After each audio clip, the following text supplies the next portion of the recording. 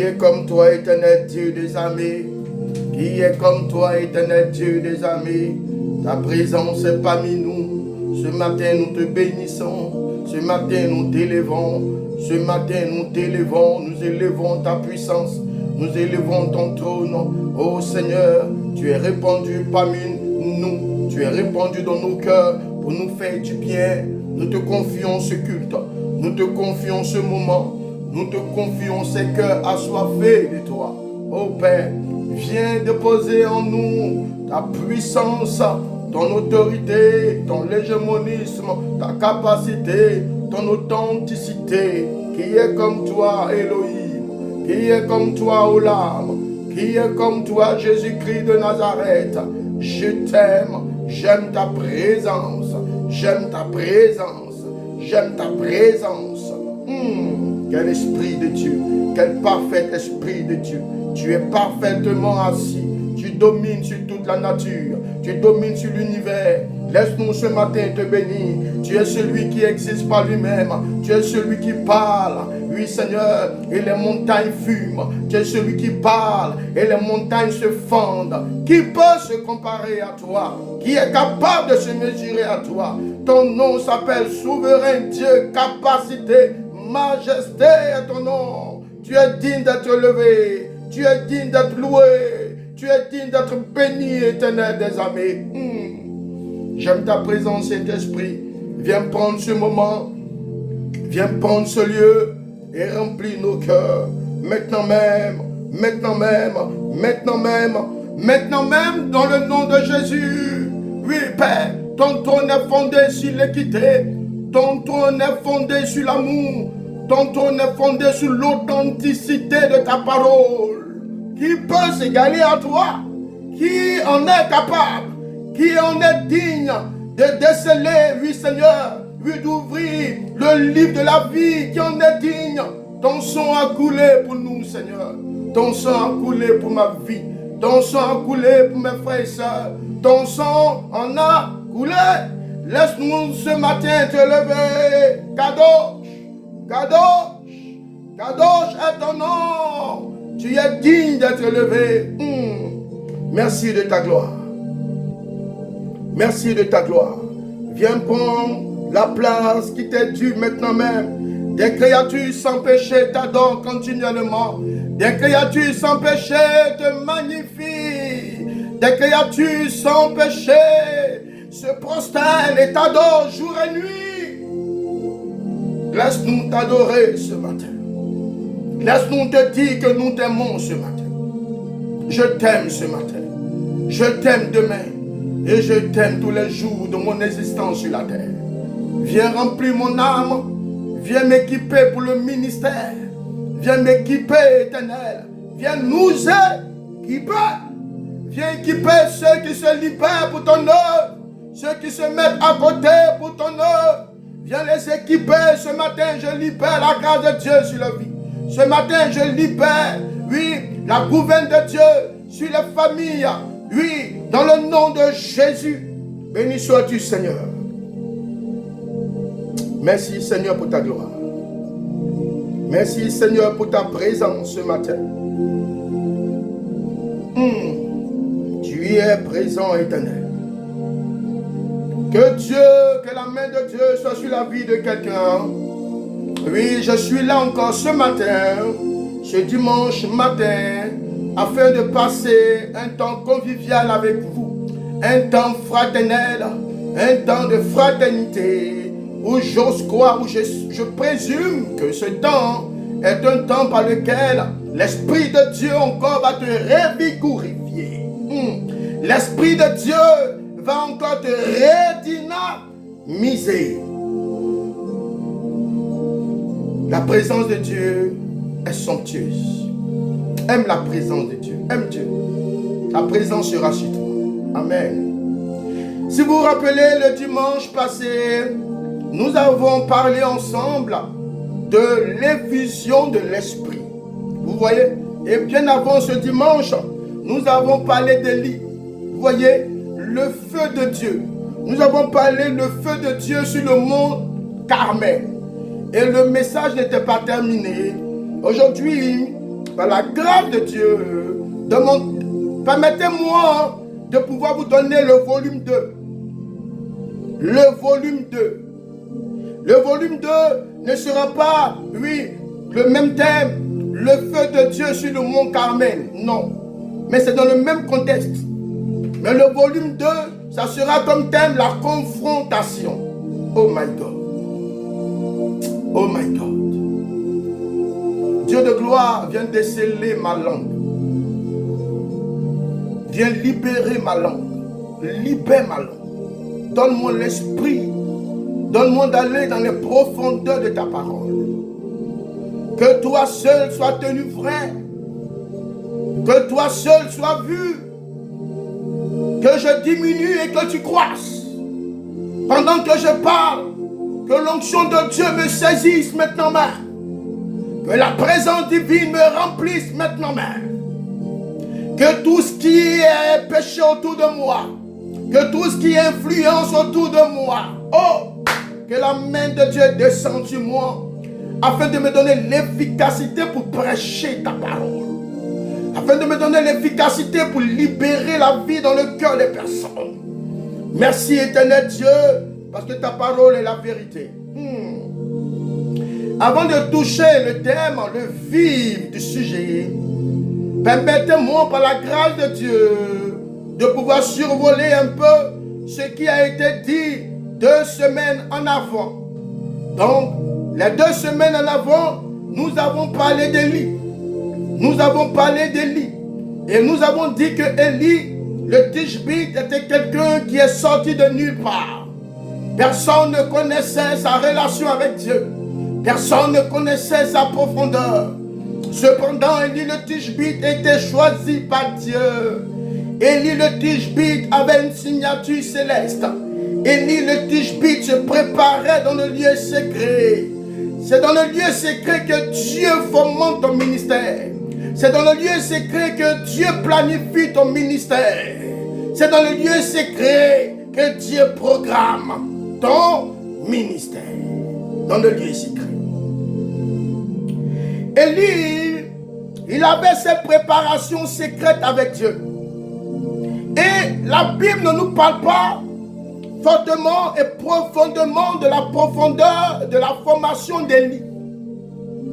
La Bible ne nous parle pas de cela. La Bible ne nous parle pas de cela. La Bible nous parle aussi de son fils spirituel, de celui qui a pris auprès d'Élie. Nous le connaissons tous ici, du nom d'Élisée. Nous savons comment Élisée a commencé. Nous savons comment Élisée a été appelé par Dieu. Nous connaissons la marque d'Élisée. Comment Élisée a rencontré son père spirituel. Comment Élisée a rencontré son leader ecclésiastique. Nous connaissons son cheminement. Comment Dieu l'a utilisé. Nous le connaissons. Cependant, nous ne savons pas de quelle origine profonde de formation Élie a reçu. Mais c'est un authentique de Dieu.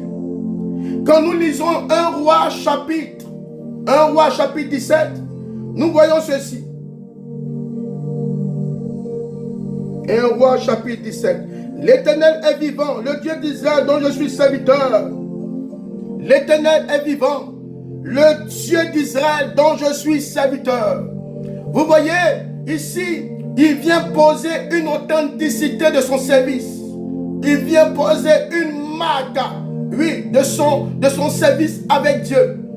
Personne ne peut se proclamer serviteur si auparavant on ne s'est préparé. Vous comprenez? Je suis en train de toucher, et permettez-moi de toucher ces différents points pour que nous puissions porter notre ceinture et monter dans la barque du voyage. Parce que ce matin, je crois que l'Esprit de Dieu va nous faire du bien encore une fois. Et nous savons les merveilles que Élie a pu recevoir lorsqu'il était dans le torrent de Kérit. Dans le torrent de Kérit, Élie a été conduit par Dieu. Élie a été conduit par Dieu parce qu'il y avait une sécheresse qui sévissait. Élie a été conduit par Dieu parce que Dieu avait une main sur lui. Élie a été éclairé par Dieu. Parce que la nuit, quand Élie marchait, le soleil de Dieu, la nuée de Dieu éclairait Élie. Lui, la nuit, c'était une nuée de gloire qui l'éclairait. Et Élie se déplaçait dans la présence et sous la tutelle de l'Esprit. Étant dans le désert, étant dans le torrent de Kérit, Élie se faisait abreuver par Dieu. Élie se faisait nourrir par Dieu. Et vous voyez ces exploits-là se sont passés dans le secret. À l'inconnu de tous, personne ne savait qu'il y avait un miracle, qu'Élie était en train de recevoir de Dieu. C'est dans le secret que Dieu te fomente. C'est dans le secret que Dieu te moule. C'est dans le secret que Dieu te forme. C'est dans le secret que Dieu te donne un caractère. C'est dans le secret que Dieu te donne ta mission. Oui, ta mission sacerdotale.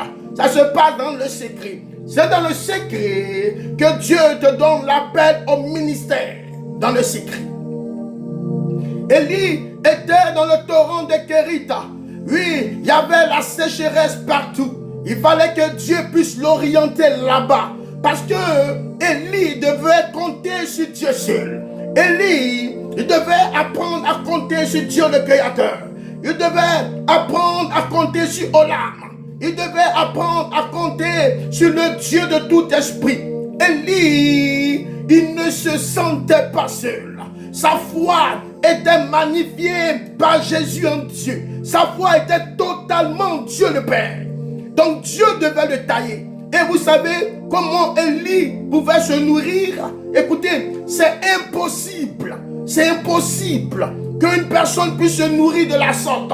Cependant, quand Élie était, oui, dans le torrent de Kérita, c'était un corbeau, des corbeaux qui venaient nourrir Élie. Des corbeaux. Des corbeaux. Ce sont des oiseaux de mauvaise augure. Ce sont des oiseaux de malheur. Mais ce que nous les hommes, nous déclarons malheur, Dieu le déclare succès. Ce que nous les hommes, nous le déclarons malheur, Dieu le déclare bénédiction. Dieu a parlé. Et les choses se mettent en mouvement. Vous comprenez? Est-ce que vous me suivez? Dieu a parlé. Et les choses invisibles se mettent en mouvement afin que la parole de Dieu puisse être créatrice. Dieu a la capacité de pouvoir recoudre. Dieu a la capacité de pouvoir regrouper. Dieu a la capacité de pouvoir appeler ce que nous appelons fou, ce que nous détestons, amener cela à la lumière. Les corbeaux, ce ne sont pas des oiseaux que l'homme peut considérer.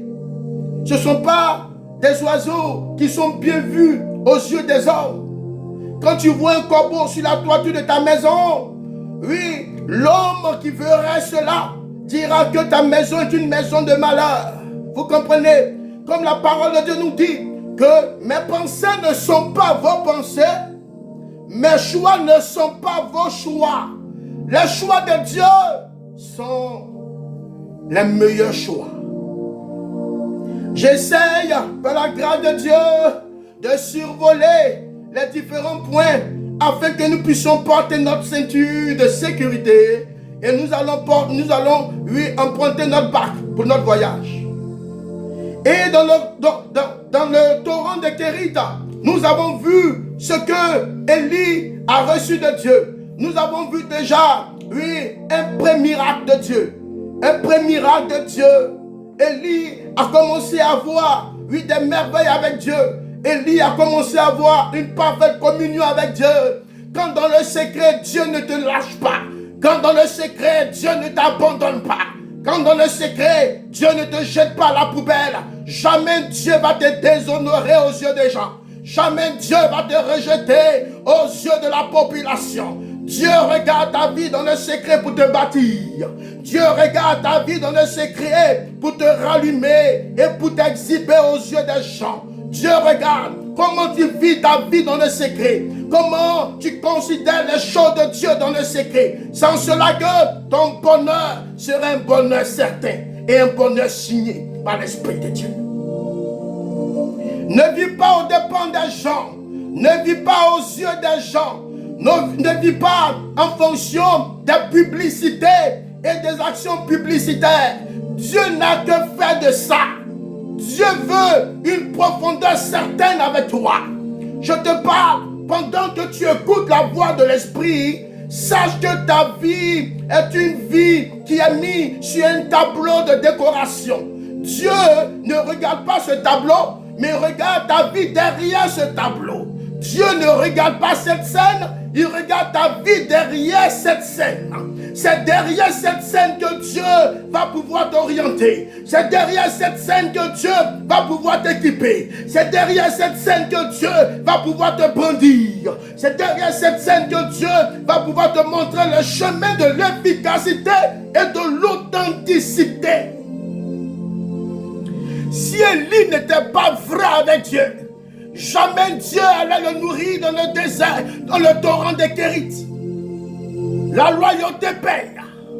Quand tu es déloyal, quand tu es ingrat, quand Dieu ne peut pas compter sur toi, Dieu ne pourra jamais te nourrir quand tu seras dans le torrent des Kérites.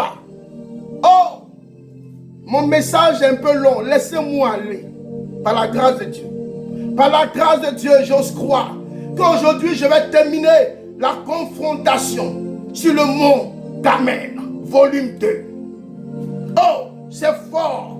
Je suis en train de toucher ces différents points pour que vous compreniez qui est Élie. Qui est Élie? Quand Élie était dans le torrent de Kérith, personne ne savait s'il se nourrissait ou s'il s'abreuvait. C'était Dieu seul.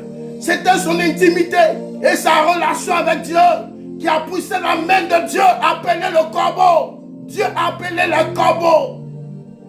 Et ces corbeaux sont venus jour et nuit pour s'occuper de lui, pour lui donner à manger.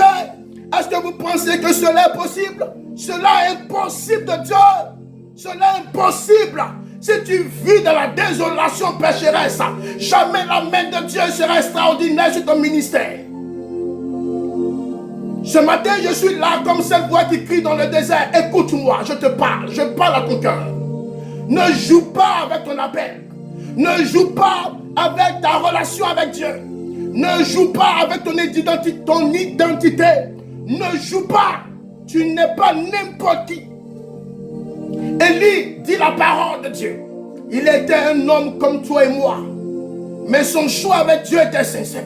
Son choix avec Dieu était semé, était assaisonné, oui, de l'abnégation, était assaisonné de la profondeur de la connaissance de Dieu. Élie avait une relation profonde et certaine avec Dieu. Élie avait une relation authentique.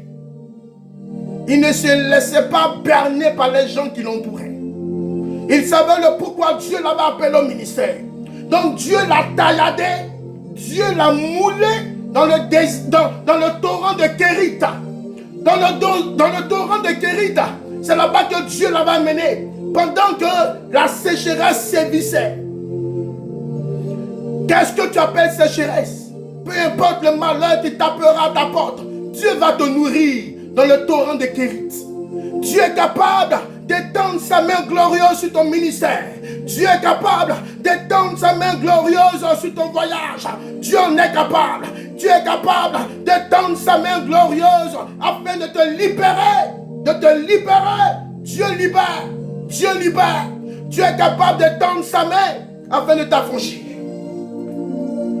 Dans le torrent de Kérith, c'était des corbeaux qui ont nourri Élie. Est-ce que vous pensez que cela est possible des hommes? C'est un Dieu qui le fait. Et le Dieu est présent aujourd'hui, ce matin. Il est le même hier. Il est le même aujourd'hui. Il est le même demain. Et il est le même pour l'éternité. Élie a pris la dépendance. Élie a appris que mettre sa foi en Dieu te nourrit. Qui a dit que Dieu ne nourrit pas le ministère? Qui a dit que Dieu ne nourrit pas celui qui est dépendant de Dieu? Ce matin, entends-moi. Je suis prédicateur de l'évangile et je te parle. Sois cette personne qui dépend que de Dieu. Faut dépendre que de Dieu. faut dépendre que de l'Esprit de Dieu. L'Esprit de Dieu est là. Si ton cœur est disposé, peu importe le poids de ta souffrance avec ton mari, peu importe le poids de ta souffrance avec ta femme, Dieu priera toujours pour toi parce qu'il peut compter sur toi. Vous comprenez? Élie n'a pas connu que Dieu, oui, dans le torrent des Kérites. Toujours, nous allons arriver à la confrontation. Dans le torrent des Kérites, quand Élie a eu cette facette de Dieu, Dieu l'a pris encore pour l'envoyer dans un lieu qu'on appelle Sarepta. Là-bas encore, Élie a vu la face de Dieu. Là-bas encore, Élie a été taillé par Dieu. Cette femme qui n'avait rien, qui ne pouvait même pas se nourrir, Élie lui a donné une parole de foi. Élie lui a donné une parole d'orientation, une parole claire. Oui, sous l'acceptation divine de Dieu. Cette femme n'a pas douté parce qu'elle a discerné. Elle a vu aussi en Élie un serviteur de Dieu.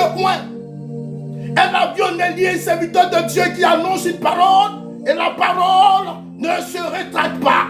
La parole n'est pas annoncée afin de ne pas atteindre sa cible. Quand Dieu te oint, quand Dieu te donne parole, quand la parole de Dieu est annoncée sous l'imbibation de Dieu, sous l'action de Dieu, la parole de Dieu va toucher le cœur des personnes qui écoutent la parole. Et quand la personne est touchée par Dieu, ne pense pas que ça vient de toi. Ça vient de l'Esprit de Dieu.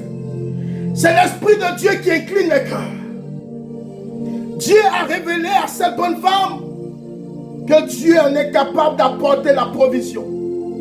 Cette femme qui a donné son tout à Élie, manifestant la foi, Dieu a rempli son grenier. Vous pensez que Dieu n'est pas capable de te guérir là où tu es? Tu as quelle maladie? On t'a diagnostiqué quoi? Qu'est-ce qui te fait gémir? Qu'est-ce qui te fait rétrograder? Dieu en est capable. Le Dieu que je prêche en est capable. Il en est capable de guérir ta situation, de guérir ta vie. Une bonne femme qui n'avait rien. Une bonne femme qui ne savait même pas à quelle scène se vouer. Elle ne savait chez qui partir. Parce qu'en ce temps-là, il y avait des prophètes aussi. Mais elle a discerné. Elle a discerné. Apprenez à discerner le bon du vrai. Nous, apprenons à discerner le bon du vrai. Quand il y a le faux, il y a toujours le vrai. Le vrai n'est jamais nombreux. Le vrai n'est jamais beaucoup. Il faut discerner. On discerne avec les yeux et on se confirme avec le cœur. Je répète. On discerne avec les yeux et on se confirme avec le cœur. Cette femme, si elle n'avait pas discerné que c'était un faux prophète qui était arrivé chez elle, elle allait mourir. Elle allait mourir. Apprenons à discerner le vrai du faux et le faux du vrai. Faites attention à cela. Vous comprenez? Donc, les deux miracles, je pourrais dire, les deux films miracles, même si Élie apportait la résurrection à son fils, ça c'est une habitude, ça c'est rien chez Dieu. Mais le miracle qui est venu émerveiller le peuple d'Israël, c'est ce dont que je veux parler. D'où mon thème, la confrontation sur le mont de Carmel. Donc vous voyez, d'abord Élie maîtrisait la situation. Élie d'abord, il connaissait Dieu. Il savait que Dieu ne l'a pas abandonné dans le torrent de Kérith. Il savait que Dieu ne l'a pas abandonné lorsqu'il allait voir cette femme seule qui n'avait pas pratiquement de nourriture. Elle avait juste la farine, l'huile. Il lui restait juste pour vivre. Elle n'avait plus rien. Et par la foi, elle a manifesté de la foi. Elle a manifesté de la foi. Elle a discerné que c'était réellement un serviteur de Dieu. Et en retour, Dieu l'a béni. Vous voyez, famille, quand nous voyons avec clarté, nous voyons que Élie a eu à avoir des manifestations avec Dieu. Élie a eu à avoir des croisées, oui, miraculeuses avec Dieu. Élie a eu à connaître la profondeur de Dieu. Dites-moi, est-ce que Élie va douter? Élie ne peut plus douter de Dieu parce que Dieu a travaillé avec lui dans le secret. C'est dans le secret que Dieu va te donner le manteau du service. Il ne faut pas forcer avec Dieu. Ça vient naturellement. Tu n'es pas obligé d'aller voir un sorcier. Tu n'es pas obligé d'aller voir un mystique. Tu n'es pas obligé d'aller voir, oui, le sorcier du village ou le marabout du village pour acheter l'onction, pour acheter une manière de prêcher. Cela t'est donné de Dieu. Ça t'est donné de Dieu. Et ça t'est donné de manière gratuite. Tu as reçu gratuitement, donne gratuitement. Le deuxième point sur lequel je veux y aller, c'est que à partir de là, Élie a commencé à s'entremêler avec Dieu. Et le temps arrivé, Dieu lui a dit, maintenant va vers Akab. Je vais maintenant toucher le point qui nous réunit ce matin. La confrontation sur le mont de Carmel. C'est un message fort. Si tu peux prendre note, il faut prendre note, s'il te plaît. Quand tu vas dans 1 Roi, chapitre 18, de 19 à 20, j'avais déjà parlé de ça légèrement, mais c'était écouté. Maintenant, convoque tout Israël. Parce que Élie déjà avait vu, oui, la puissance de Dieu. Il a vu Dieu dans le torrent de Kérita. Il a vu Dieu à Sarepta. Il a vu la plénitude de Dieu. Élie ne pouvait plus douter. Élie a décidé de se lever sous la direction de Dieu. Dieu lui a dit, lève-toi et pars. Lève-toi et pars. Parce que ton temps est venu où tu dois me révéler. Ton temps est venu où tu dois démontrer qui je suis. Élie ne s'est pas levé lui-même. Toi, tu te lèves toi-même. Tu vas te casser la tête. Tu ne dois rien faire sans l'approbation de Dieu. Tu ne dois rien faire sans l'orientation, sans la parole de Dieu. Parce que c'est la parole de Dieu qui va te gouverner. C'est la parole de Dieu qui va t'authentifier. C'est la parole de Dieu qui va te sceller. Qu'est-ce que Dieu t'a dit dans le secret? Qu'est-ce que Dieu t'a dit dans le secret pour qu'aujourd'hui tu puisses faire ce que tu fais? Dieu parle. Dieu parle. C'est Dieu qui a parlé à Élie. Élie s'est levé pour partir. Pour partir. Dans 1 Roi chapitre 18, de 19 à 20. La Bible nous dit, maintenant convoque tout Israël auprès de moi sur le mont Carmel. Et c'est Dieu qui parle. Ainsi que les 450 prophètes de Baal. Et les 400 prophètes d'Astaté qui mangent à la table de Jézabel. Le verset 20. Akab envoya des messagers vers tous les Israélites, et assembla les prophètes sur le mont Carmel. Ici, Élie parla, mais il parla sous la caution de Dieu. Parce que Dieu lui avait déjà donné un message clair dans l'intimité, dans la profondeur. Et déjà le roi Akab connaissait la profondeur, la puissance d'Élie. Il savait que c'était un serviteur de Dieu qui ne joue pas. Il savait que c'était un serviteur de Dieu, quand il parle, Dieu agit. Mais le cœur d'Akab a été volé par la beauté de sa femme, parce que sa femme avait de l'influence sur Akab. Akab n'arrivait pas à dire non. Akab n'arrivait pas à résister à sa femme, parce que quand sa femme parle, Akab n'a plus de force. Et quand bien même que Akab était, oui, sur le trône, non, il était sur le trône de manière charnelle, mais c'est sa femme qui dirigeait le pays. Sa femme dirigeait le pays. Vous comprenez? Qui a dit que l'influence démoniaque n'existe pas? Tu peux aller à l'église, mais tu peux être influencé, oui, par l'ombre de la sorcellerie familiale sur toi. Tu ne sais même pas. C'est pour cela que tu sévis dans le péché. C'est pour cela que les liens te lient. C'est pour cela que tout ce que tu fais est en train de dégringoler. C'est pour ça que tout ce que tu fais est caduque. Rien n'a de vie.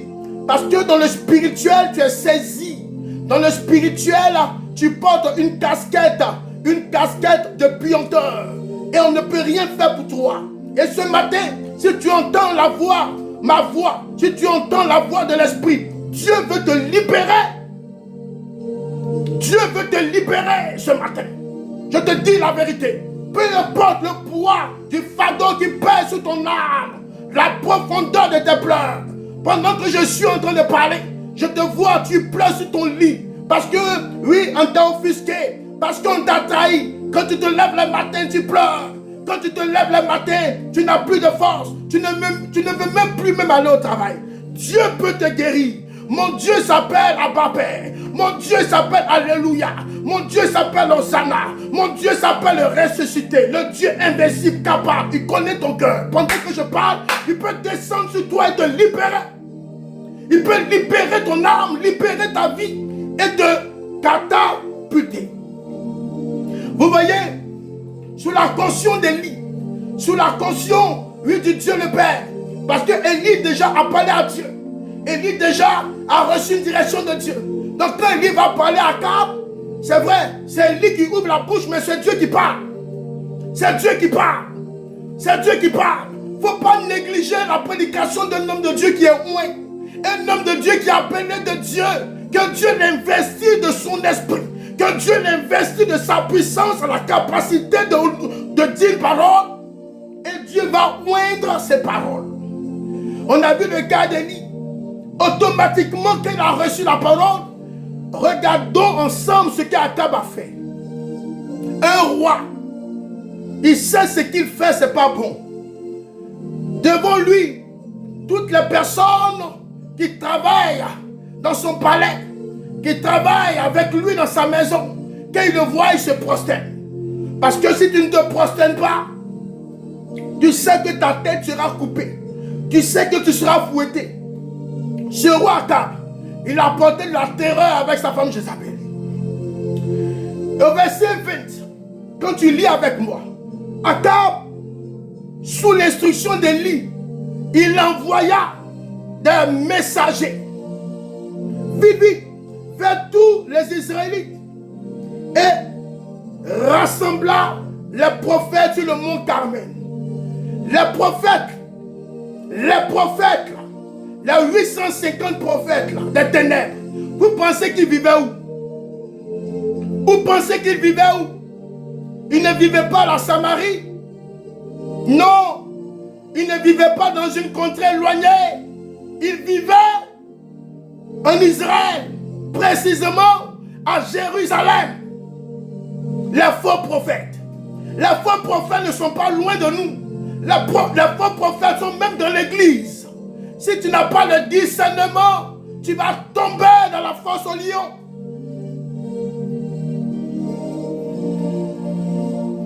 Dieu en est capable. Nous allons monter et nous allons voir la puissance d'Élie. La puissance d'Élie, c'était le feu qui s'est manifesté, mais cette puissance a pris de la profondeur parce qu'il y avait le vent de Dieu qui soufflait ce feu-là.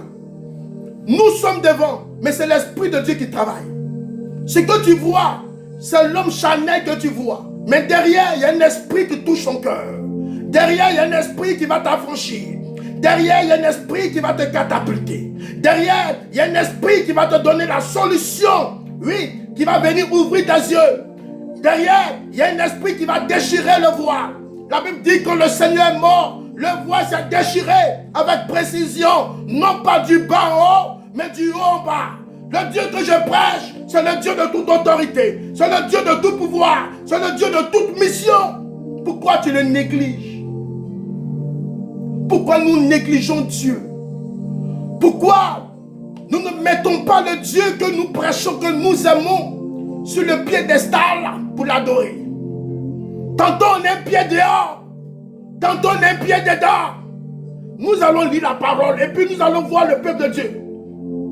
Le peuple de Dieu savait qu'il y avait un Dieu qui existe. Mais ils ne mettaient même pas leur confiance en ce Dieu.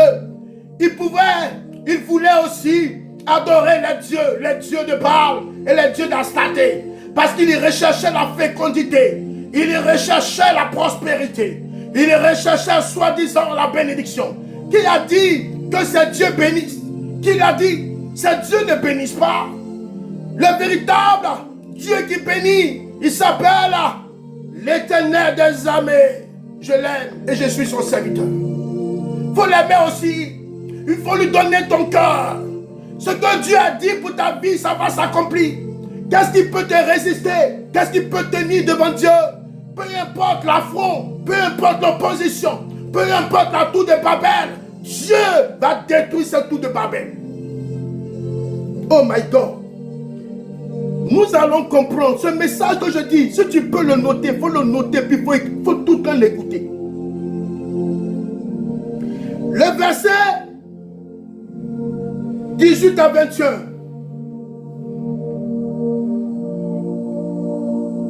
Ici, sous la caution d'Élie, qui a été chapeauté par Dieu, c'est Dieu qui a décidé, Élie a ouvert la bouche. Donc, c'est Dieu qui a parlé. Akab ne pouvait plus tenir. Élie était là comme une marionnette. Nous sommes des pions. Nous sommes des marionnettes. Pourquoi donner l'honneur à un homme de Dieu? Pourtant, tu dois donner l'honneur à Dieu. Tu penses que c'est l'homme de Dieu qui va prier pour toi et tu vas être guéri? Non. C'est Dieu qui passe par l'instrument de l'homme de Dieu pour te guérir. Tu dois honorer Dieu. Tu dois honorer Dieu que honorer l'homme de Dieu. L'homme de Dieu, je ne suis qu'une poubelle. Je ne suis qu'une serpillère. Le mot serviteur, je le répète, le mot serviteur veut dire serpillère de Dieu. Il y a des personnes qui veulent être appelées ministres de Dieu, mais qui refusent d'être serpillères de Dieu. Qui refusent que Dieu les utilise dans les toilettes. La serpillère est utilisée dans les toilettes. La serpillère est utilisée sur le pot où tu t'assois. C'est là qu'on utilise la serpillère. La serpillère est utilisée dans la maison. Toi, tu refuses d'être appelé serviteur. Tu refuses d'être utilisé. Oui, comment Dieu va t'utiliser? Mais tu veux utiliser les gens. Tu veux utiliser leur réflexion. Tu veux utiliser leur poche. À bas de moi, ces serviteurs des ténèbres. Dis-le. Les temps sont mauvais. Dans 1 Roi chapitre 18 verset 21, regardez un peu la décision qui allait se prendre. Dieu travaille avec les airs. Dieu travaille avec les saisons. Dieu travaille en fonction du temps. Il faut pouvoir discerner ton temps d'appel.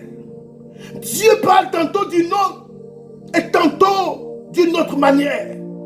Cependant, nous les hommes, nous refusons d'y prendre garde.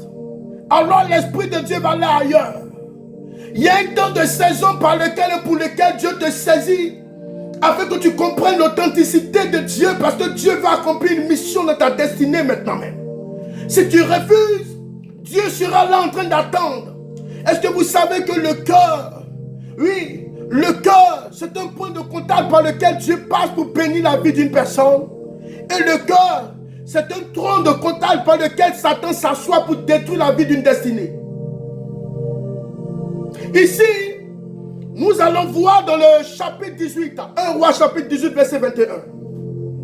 Élie s'approcha de tout le peuple et dit: jusqu'à quand boiterez-vous des deux côtés?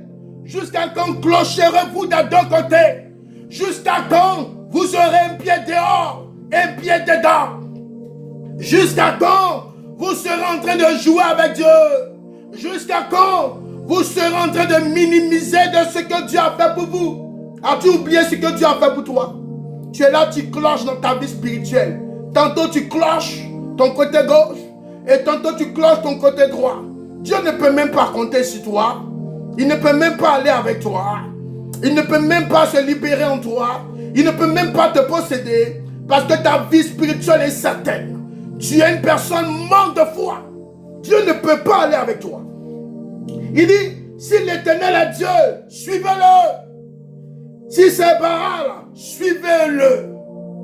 Le peuple ne répondit rien. C'est la trahison. Le peuple de l'Éternel ne répondit rien. Et ça s'est passé à Jérusalem. À Jérusalem, la cité de David. À Jérusalem, où tout connaissait qui est l'Éternel des armées. Comme aujourd'hui, on te parle de Dieu, tu sais qu'il y a un Dieu qui existe, mais ton cœur n'est même plus baigné. Parce que c'est devenu un rituel, c'est devenu une histoire, c'est devenu des racontages. Tu t'en fous de Dieu. Ce que tu désires, c'est de vivre de par toi-même. C'est de constater ta vie de par toi-même. Tu es devenu l'auteur. Tu es devenu le donateur de ta vie. Tu oublies qu'avant que tu ne viennes au monde, il y avait des gens qui existaient déjà. Et avant que ces personnes existaient déjà, il y avait aussi bien d'autres qui existaient. On appelle cela des générations.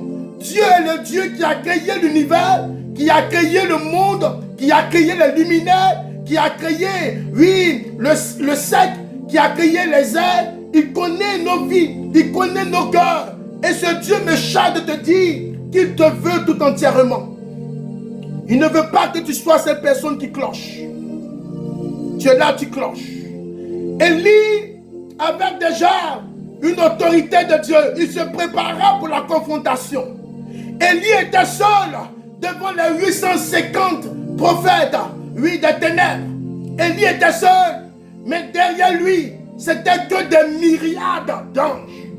Tu peux être seul devant la foule. Si Dieu est avec toi, jamais, jamais, Dieu ne t'abandonnera. C'est ce Dieu que je suis en train de prêcher. C'est ce Dieu que je voudrais que tu puisses, oui, le connaître. Que tu puisses même l'essayer. Et tu verras. Il dit, ici, Élie oblige le peuple à faire un choix. Le peuple devait prendre une décision. Il dit, si c'est Baal, suivez. Si c'est le Dieu, suivez. Le peuple ne répondit rien. C'est-à-dire que le peuple même ne croit même pas que Dieu est encore capable de le faire. Comme ta situation d'aujourd'hui. Tu es fatigué de ta vie. Tu ne peux plus être sûr que Dieu en est encore capable. Au verset 5, au verset 25 du chapitre 18, Élie dit au prophète de Baal, là maintenant, Élie, s'il commence, on va dire qu'il a préparé le terrain. S'il commence, il a préparé un complot.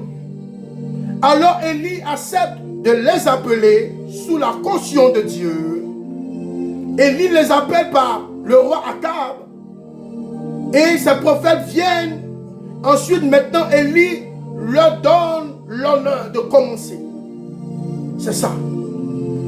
En disant, choisissez des taureaux et préparez-les en premier, puisque vous n'êtes plus nombreux, puisque vous êtes les plus nombreux. Élie leur donne l'honneur. Invoquez le nom de votre Dieu, mais ne mettez pas le feu. Il a dit d'invoquer le nom de leur Dieu. Au verset 26. Il prit les taureaux qu'on leur donna et ils le préparaient. Puis il invoquait le nom de Baal depuis le matin jusqu'à midi en disant, Baal, réponds-nous. Mais il n'y a eu ni voix, ni réponse. Ils dansaient autour de l'autel qu'ils avaient fait. Ils étaient en train d'appeler leur Dieu.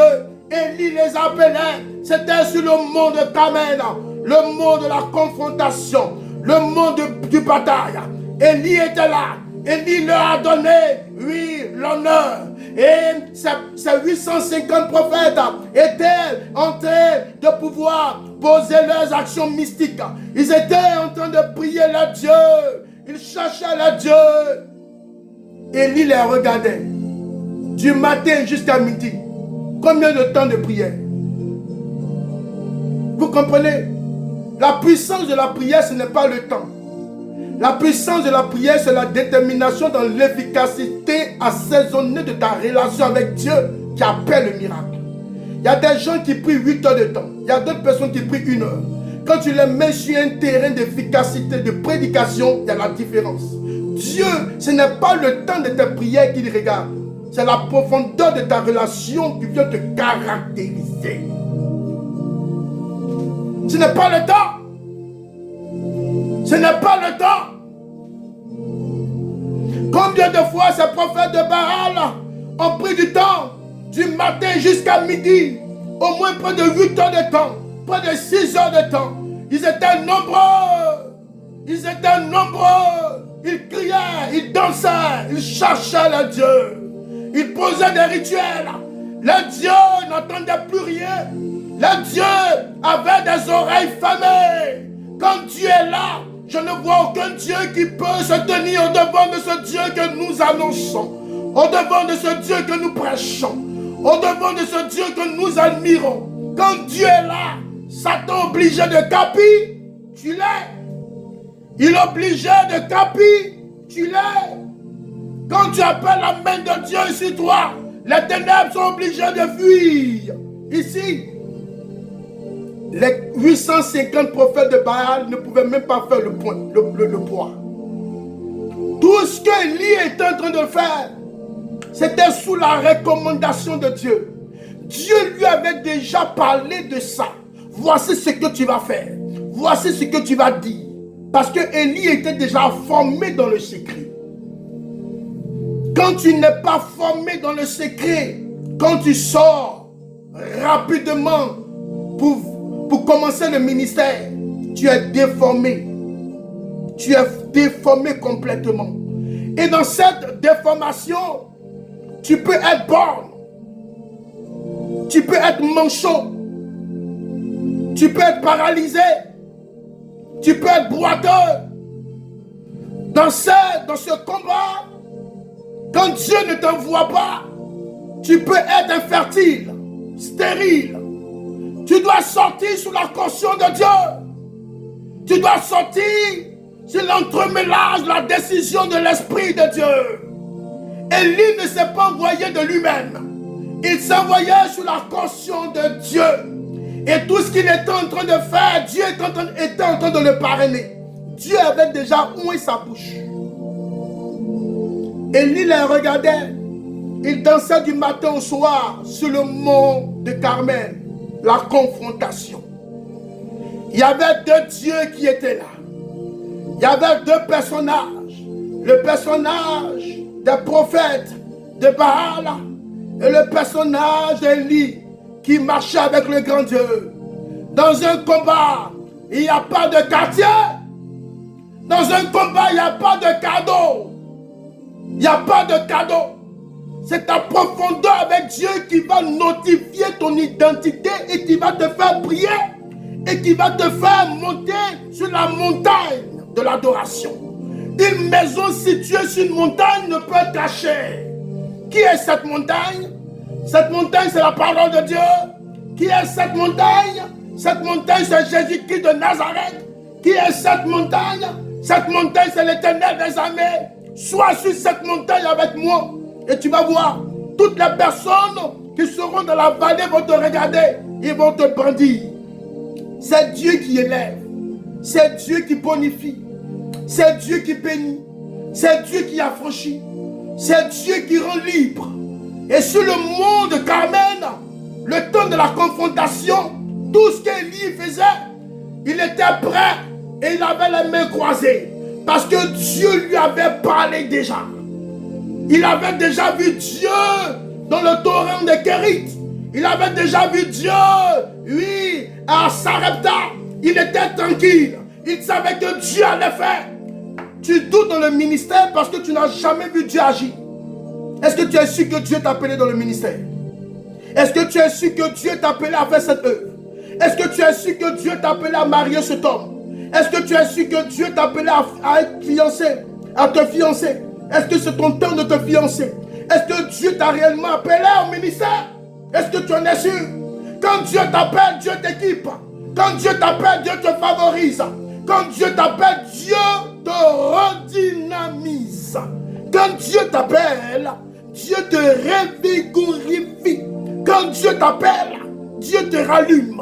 Dieu te bénit, Dieu te bonifie, Dieu te donne des équipements. Dieu ne peut pas t'appeler et te laisser comme ça. C'est pas possible. Dieu aiguise tes qualités. Dieu t'aiguise. C'est Dieu qui le fait. Vous pensez qu'Élie peut se livrer et peut arriver devant Akab, devant Jézabel seul, si Dieu ne lui a pas dit? Est-ce que vous connaissez, vous comprenez ce contexte? Le roi Akab, il théorisait. Tout le monde avait peur de lui. Jézabel était très mortelle. Parce que tout le monde savait que Jézabel était une femme mystique. Quand elle te regarde, elle commence à dominer, oui, ton identité spirituelle. Elle avait des prophètes de Baal qui mangeaient à sa table. Personne ne pouvait tenir devant Jézabel. Élie savait que d'abord il faut remporter la victoire de manière spirituelle avant de remporter la victoire de manière physique. Avant qu'il se rende sur le mont de Carmel, Élie avait déjà remporté la victoire avec l'Éternel. Toujours la victoire.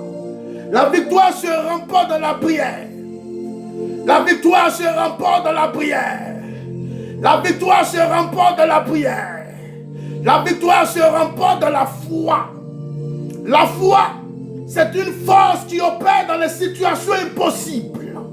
La foi, c'est une âme. La foi est authentique. Quand tu manifestes de la foi sur la parole de Dieu, oui, peu importe les tours de Babel, peu importe le mur de Jéricho, aucun mur ne peut tenir devant la foi cautionnée par la parole de Dieu. C'est pas possible. Aucune muraille ne peut tenir. Quand tu manifestes de la foi, toi qui es stérile, toi qui es malade, manifeste de la foi et tu verras le Dieu authentique agir. Il criait dans le verset 27. À midi, on est toujours dans le lieu, sur le mont de Carmel, le lieu de la confrontation, le lieu du combat, le lieu de la bataille farouche. Là-bas, il n'y avait pas de quartier. Vie contre vie, cœur contre cœur, peau contre peau, Dieu contre Dieu. Hey, qui a dit que dans le combat spirituel, il y a des quartiers? Quand tu es dans un combat spirituel, tu montes sur le mont de Carmel. Quand tu es dans un combat spirituel, quand tu es dans un combat de guerre, un combat de prière, tu es dans le mont, tu montes sur le mont Carmel.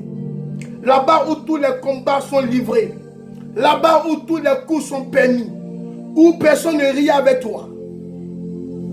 Au verset 27, à midi, Élie se moqua d'eux. Ils ont eu le temps de prier. À midi, Élie se moqua d'eux. Criez à haute voix. Puisqu'il est Dieu, il pense quelque chose, il est occupé, il est en voyage. Je vous épargne de la suite. Élie a commencé à se moquer. Au verset 29, lorsque midi fut passé, il prophétisait jusqu'au moment de la présentation des offrandes. Mais il n'y eut rien. Vous voyez, ces prophètes connaissaient les rythmes. Ils savaient, ils connaissaient aussi la prophétie. Ils savaient aussi les rituels. Ils connaissaient aussi les offrandes. Tout cela, ils ont copié de qui? Ils ont copié du vrai Dieu. Les prophètes de Baal, ils ont crié toute la journée, mais aucun feu ne descendit. Aucun feu ne descendit. Ils ont prié, ils ont prié, ils ont prié. Le verset 36, rapidement. Au moment de la présentation de l'offrande, le prophète Élie s'approcha et dit: Éternel, Dieu d'Abraham, Dieu d'Isaac, Dieu d'Israël, de Jacob, que l'on sache aujourd'hui que c'est toi qui es Dieu en Israël, que je suis ton serviteur et que j'ai fait ces choses sur ton ordre. Est-ce que vous avez écouté la parole? Et que j'ai fait toutes ces choses sur ton ordre. Il a fait toutes ces choses. Il a fait toutes ces choses sur l'ordre de l'Éternel. C'est ces prières que tu dois adresser à Dieu. Il ne faut jamais prier pour te faire voir. Il faut toujours donner l'honneur d'abord à Dieu. Et que ton cœur soit vraiment sincère à l'honneur que tu adresses à Dieu. Parce que ce que tu dis de ta bouche et ce que tu penses dans ton cœur, si les deux ne peuvent pas les raccoler, si les deux ne peuvent pas être entremêlés, Dieu ne peut pas répondre à tes prières. C'est le secret que je te donne ce matin. Ce que tu dis de ta bouche, ce que tu penses dans ton cœur, surtout tes divergents, non pas convergents mais divergents, Dieu ne peut pas appeler le miracle. Si ton cœur est entremêlé par rapport à ce que tu dis, alors le miracle de Dieu va frapper à ta porte. Le miracle de Dieu sera ton salut. Élie ici était en train de préparer un miracle de Dieu qui était en gestation. Élie savait qu'en le disant, le trône de Dieu allait être en ébullition. Dieu aime ça. Dieu aime qu'on l'honore.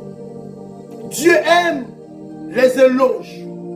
Dieu aime qu'on l'apprécie. Parce qu'il est une personne. Dieu aime quand tu lui dises, je t'aime papa. Je te donne mon âme, je te donne ma vie. Je veux marcher dans la sanctification. Je veux t'honorer. C'est ce que Dieu aime. Vous avez vu, Élie n'est pas venu parler de lui-même.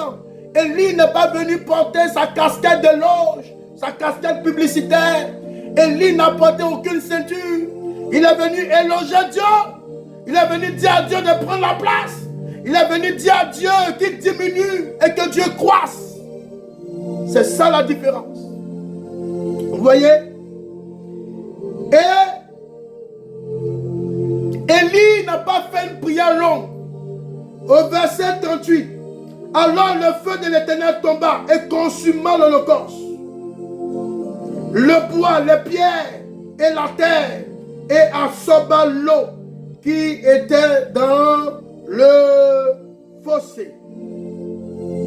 Élie a suivi des rituels. Élie a suivi une orientation prophétique. Lorsqu'il était sur l'autel, si vous voyez, oui, Élie a utilisé les pierres. Élie a même versé l'eau. Il a même versé l'eau pour montrer l'authenticité. Comment le feu peut brûler l'eau. Moi, je n'ai jamais vu ça. Je n'ai pas encore vu un feu qui peut consumer l'eau. C'est pas possible. La Bible nous parle du feu. Oui, je suis d'accord. Le feu naturel ne peut pas consumer l'eau. Ici, c'est un feu divin. Le feu divin de Dieu, tu l'as. Le feu divin de Dieu est pour les enfants de Dieu, pour ceux qui sont consacrés. Quand il dit au nom de Jésus, Satan libère ma vie. Le feu divin de Dieu qui a consumé l'autel où il y avait l'eau. Le feu divin de Dieu descend sur toi. Le feu divin de Dieu commence à se mouvoir. Le feu divin de Dieu commence à se bouger. Le feu divin de Dieu existe. Au nom de Jésus. Au nom de Jésus. Aucune présence démoniaque ne peut exister par le nom de Jésus. Quand l'Esprit de Dieu descend, l'Esprit vient avec le feu qui a consumé l'eau. Et Satan ne peut pas rester là. Satan, il ne peut pas rester. Et sur le mont Carmel, le temps de la confrontation, oui, les 850 prophètes n'avaient plus de poids, ils n'avaient plus de force, ils étaient tous aveuglés, ils étaient tous fatigués. Sans cela que Élie a pris maintenant l'autorité. Dieu lui a donné l'autorité d'être établi sur ce prophète-là. Dieu lui a donné l'autorité d'être établi, oui, sur le mont de Carmel. Le temps de la confrontation, le lieu du bataille, le lieu du combat, le lieu du combat farouche. Élie était doté par une puissance extraordinaire parce qu'il a honoré d'abord Dieu. Il a fait briller d'abord le trône de Dieu. Il a demandé à Dieu de prendre d'abord l'autorité, de prendre d'abord l'autorité, de prendre la clé de sa vie. Quand c'est comme ça, Dieu est béni, Dieu est content. Dieu est arrosé. Je bénis Dieu de ta vie. Quand tout est mauvais, quand tout va mal, dis à Dieu que tu veux aller sur le mont de la confrontation. Le mont de la confrontation, le lieu de la confrontation, tu dois t'abandonner complètement à Dieu. Et dans notre étude, dans notre prêche ce matin, nous voyons que les 858 prophètes qui ont tenu devant Élie, qui voulaient que Élie, puisse être percuté par leur Dieu, ils voulaient démontrer qui est leur Dieu. Ils voulaient démontrer ça à Élie. Élie avait déjà la réponse, parce que derrière Élie, c'était que des anges qui étaient là. Et Dieu attendait afin de pouvoir brandir son trône. Alors, ce qui suivit après cela, tout le peuple était là. Tout le monde assistait. Tout le monde assistait.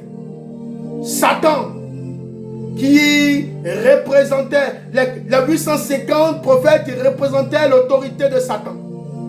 Vous voyez, Satan a besoin de prendre de nombreuses personnes pour représenter sa dignité, pour représenter sa présence. Dieu, il n'a pas besoin de nombreuses personnes. Juste une seule personne qui est mise à part. Une seule personne qui se consacre. Une seule personne qui se consacre vaut près de 850 prophètes de Baal. Une seule personne. Une seule personne.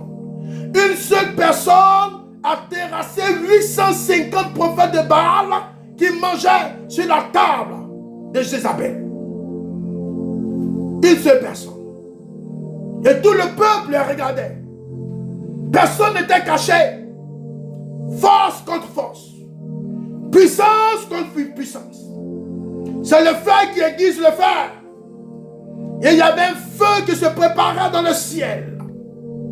Quand Élie, au verset 40, je vais y aller rapidement. Élie leur dit, choisissez, saisissez le prophète de Baal, qu'aucun d'eux n'échappe. Il les saisit et il les fait descendre du torrent de Kishon et les égorgea. Les faux prophètes sont toujours arrêtés par Dieu et jugés par Dieu. La confrontation sur le mont de Carmel a permis à Dieu d'être élogé. Plus tu es dans le combat, plus tu es sur le mont, de Carmel, ta vie aujourd'hui est parfumée par ce mont de Carmel. Ta vie est ensemencée par le mont de Carmel. Ta vie aujourd'hui est un lieu de combat. Tu ne comprends rien. Ta famille est troublée. Ton travail est percuté. Tes relations sont au déboire. Je te dis, regarde à l'Éternel des armées. Je te dis, demande à Dieu de venir prendre l'autorité de ta vie. De venir prendre tout en toi. Laisse toute l'autorité de Dieu. Que ton autorité s'asseye. Que ton autorité soit ôtée au travers de toi. Et que Dieu prenne la plénitude de ta vie. Afin que Dieu juge tes prophètes. Les prophètes de Baal qui s'opposent à ton ministère. Dieu juge. Élie a eu le dessus sur ces prophètes de Baal. Parce qu'il a laissé tout l'éloge à Dieu. Il a laissé toute la confiance à Dieu. Et avant de commencer le ministère, avant de commencer les actions prophétiques, il a dit à Dieu, non pas à cause de moi pour avoir un nom, mais toi-même donne-toi le nom. C'est ça le service de Dieu. Tu sais, Dieu, ce n'est pas pour prendre les éloges, c'est pour lui en donner. C'est pour lui en donner. Que la main de Dieu soit sur toi. Je suis le serviteur Hervé. Ma prière pour toi ce matin, que la décision de Dieu soit planifiée dans ta vie. Que la décision de Dieu soit programmée dans ta vie. Et que toute confrontation de ta vie soit mise au caduc, soit mise à la destruction dans le nom de Jésus. Reçois la faveur de Dieu. Reçois l'acceptation de Dieu. Et je déclare que tes ennemis soient jugés comme les 850 prophètes. Reçois la délivrance de Dieu, l'acceptation dans le nom de Jésus. Va en paix, paix et joie sur ton ministère, sur ta famille, sur tes projets. Shalom.